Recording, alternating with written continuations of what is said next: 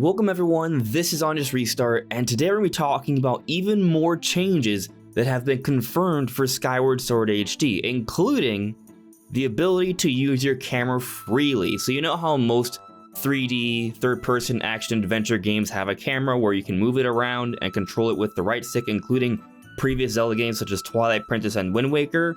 Well, now for Skyward Sword in both motion control mode and button control mode, you can do that, which is something you didn't have in the initial Skyward Sword.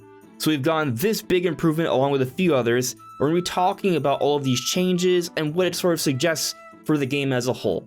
That's what we're talking about today. Now before we jump into things, let me very quickly talk about my social media. You may see a few different things here on the screen. You can check that all out. It is linked in the description below. And of course, if you like what you're seeing here, you can subscribe. So before we get to the free camera and how all these changes sort of culminate into an overall better experience, let's talk about some of the other changes that have been confirmed in the last couple days. So if we go to the Nintendo of America Twitter page, there's quite a few changes that have been announced recently. One of which is that dialogue in the opening hours of Skyward Sword have been smoothed through. You can sort of progress through, and Nintendo or whoever they have developing Skyward Sword has thought about how exactly the character should be giving you information, and it's not as constant, it's not interrupting you as much, it's a much more smoother, faster, streamlined experience.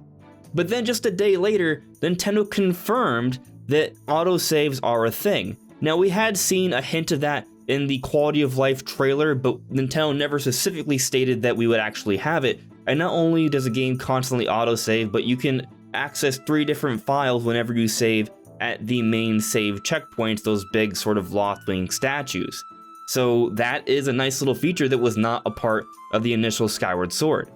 And then just earlier today, Nintendo also confirmed that you can skip over the early sword practice when you get the first initial sword of the game. This was something that was mandatory beforehand. Now, if you are familiar with how the game plays and sword controls, or you just don't want to be shown in that way, well, you can just skip it.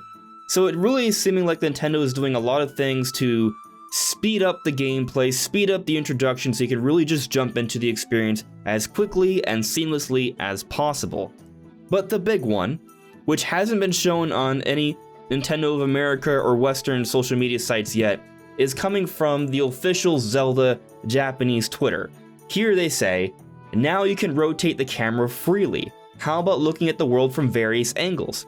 If you have 2 Joy-Cons, turn the right stick. If you want to operate the buttons, turn the L button plus R stick. That's just like the Google Translate, but basically, that's how you would control it. If you're using the 2 Joy-Cons in motion control mode, you just use the R stick. But if you're playing with button control mode, where you have to use the R stick to move around your sword, you can still use the camera, you just have to press the L button while doing so. And I think this is fantastic. The initial version of Skyward Sword was on the Wiimote and Nunchuck, which had far less buttons. There's way more options on the Switch controllers, so they can easily get this done, and they did. So I'm very pleased with this. Now, we had already gotten some information suggesting that this was a thing a few days ago, but we didn't have hard confirmation of it. We weren't sure if maybe it was just like, you know, like a developer mode that was just showing different interesting shots from the developer side of things, but not actually what we could do in game. But now we know for sure that we can do it all in game, and they're allowing us to use these controls in both modes. So Nintendo's not skimping here. They are actually adding things that we desperately needed and wanted for Skyward Sword. And this is really exciting. We've been talking about Skyward Sword a lot lately, and I feel like they're actually doing a lot more than what some people were sort of thinking.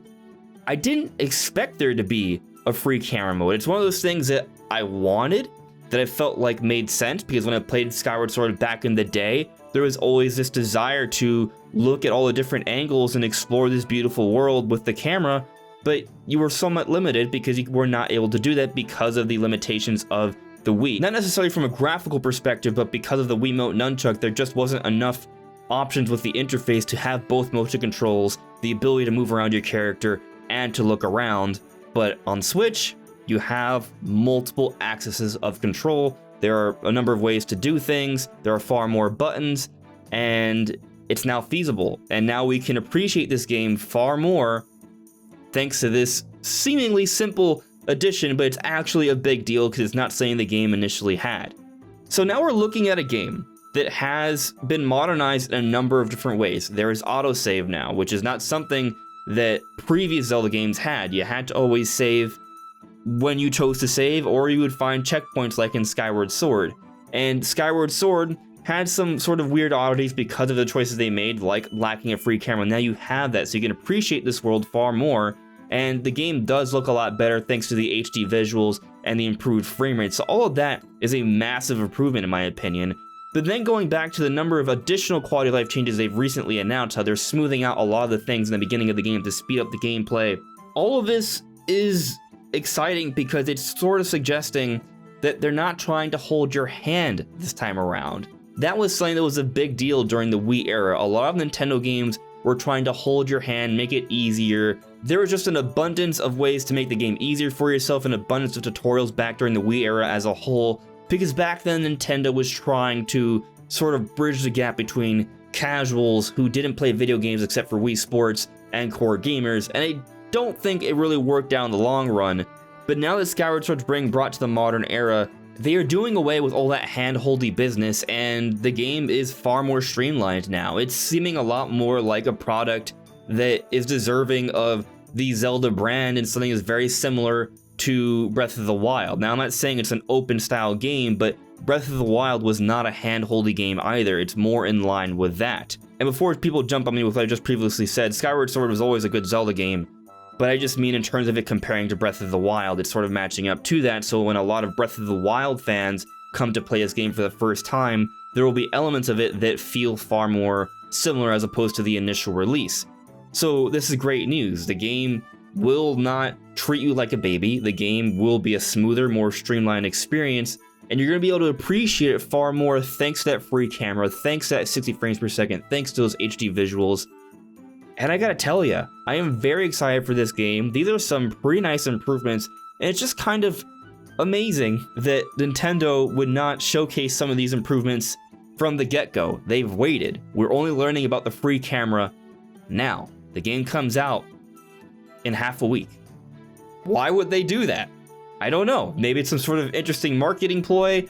Maybe they're not really aware of how big of a deal this is, but it's a big deal. And I think it may go a long ways towards quelling a lot of the criticisms people have been having for this game. Sure, some people may still feel it's not deserving of the $60 price tag. Sure, some people may not like the whole strategy behind a Loftwing amiibo, and you're entitled to your opinion there. You don't have to buy this game.